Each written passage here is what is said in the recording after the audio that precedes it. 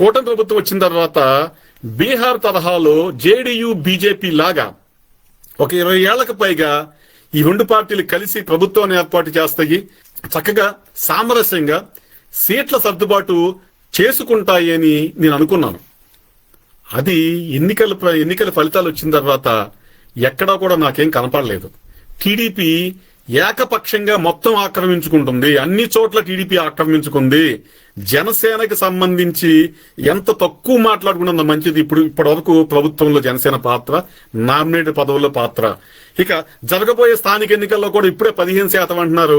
ఎన్నికల నాటికి అది 15-10కి వచ్చింది. ఆ 10లో కూడా మళ్ళీ తెలుగుదేశం పార్టీ నుంచి ఎమ్మెల్యేలు వచ్చి వీళ్ళకి మాట ఇచ్చాం, వాళ్ళకి మాట ఇచ్చాం, కాబట్టి ఈ పొత్తులో మీకు కావాలనుకుంటే ఫలానా అభ్యర్థికి మీరు సీట్ ఇవ్వాలని చెప్పేసి మళ్ళీ తెలుగుదేశం వాళ్ళని తీసుకొచ్చి మళ్ళీ ఇక్కడ కండవాలు కప్పి మళ్ళీ ఎంతమందిని పోటీ చేపిస్తారు. ఇవన్నీ చూస్తే అసలు నిస్వార్థంగా జనసేనకు పనిచేసిన నాయకులు ఎంతమంది పోటీ చేస్తారనే ప్రశ్న మాకు వస్తుంది. ఖచ్చితంగా మేము 45% తగ్గకుండా పోటీ చేయాలి.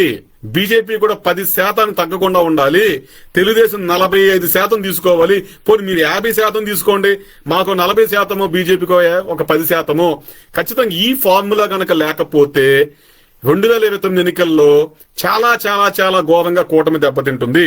అలాగే పెద్ద మనుషుల ఒప్పందం ఏమైతే ఉందో, మనకి అప్పట్లో జరిగిన ఒప్పందం తెలుగుదేశానికి 60%, జనసేనకి 30%, బీజేపీకి 10%.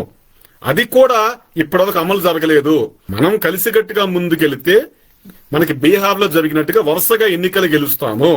బీహార్ లో జేడీయూ గాని బీజేపీ గాని ఇలా ఏకపక్షంగా ఆక్రమించుకోలేదే పదవులన్నీ కూడా. చక్కగా సామరస్యపూర్వకంగా రెండు పార్టీలు కూర్చున్నాయి, ఆ పదవుల పంపకాలు జరిగినాయి, వరుసగా గెలుస్తూ వస్తున్నారు. ఈ మొన్నే 6 నెలల క్రితం అనుకుంటా ఒక ముఖ్యమంత్రి కూడా జేడీయూ నుంచి బీజేపీకి ముఖ్యమంత్రి ఇచ్చారు. ముఖ్యమంత్రి పదవి కూడా మారింది బీజేపీకి. మీరు గమనించాలి. ఎప్పుడు కూడా పొత్తులో పార్టీలు ఉన్నాయంటే ఒక పార్టీ ఎల్లకాలం సీఎం చేస్తే అవదు కదా. మిగతా పార్టీలు కూడా రావాల్సిందే సీఎం పదవే, ఇవ్వాల్సిందే సీఎం పదవే. ఖచ్చితంగా ఇప్పటికీ 2014లో 3 పార్టీలు కలిపి ప్రభుత్వాన్ని స్థాపించి ఆ రోజున జనసేన పార్టీ బయటని సపోర్ట్ చేసింది, బీజేపీ ప్రభుత్వంలో ఉంది. ఇప్పుడు 2024లో కూడా మళ్ళీ సేమ్ అదే కాంబినేషన్ తో మళ్ళీ ప్రభుత్వం వచ్చింది. 2029లో జనసేనాని ముఖ్యమంత్రిగా ఉండాలి.